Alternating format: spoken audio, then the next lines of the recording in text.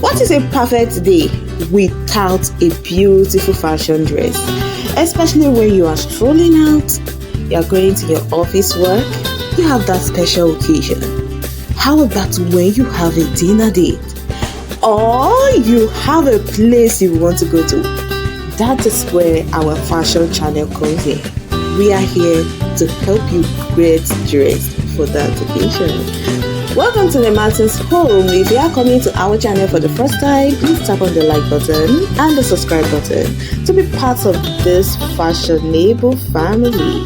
Today, we are talking about what fashion looks like when you wear a short dress. A dress that is on your knee or above your knee. What it looks like when you pair it with your statement earrings. You wear your beautiful hair or you make your hair. How about when you add a belt to that dress? Matches your tummy.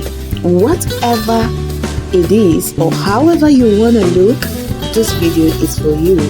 We've got these beautiful designs of African pattern dresses that are short. Yes, and trust me guys, this time around, you are gonna love it. For an office attire, a special occasion, a wedding anniversary, or a wedding.